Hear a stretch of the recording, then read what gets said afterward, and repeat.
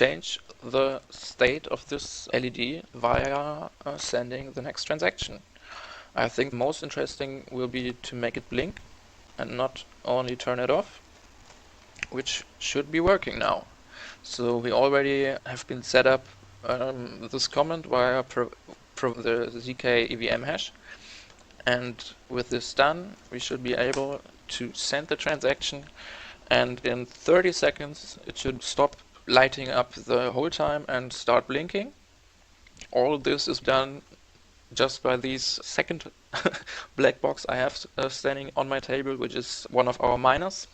These two are interacting with LoRaWAN. Okay, there the transaction went through.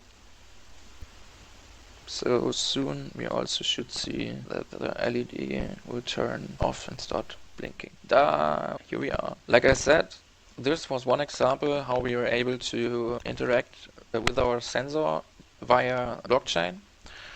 Here we also seen the input, which made the sensor from lighting all the time, or from the LED is on all the time, switching to blinking.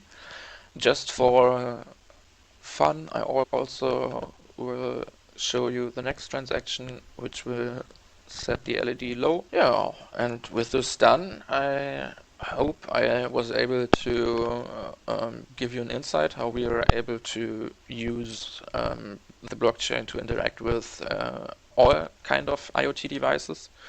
And yeah, if you have any questions on the information I already provided, or if I should go deeper in some things I told you about today, I would love if you would leave a comment. I hope you enjoyed what you have seen today.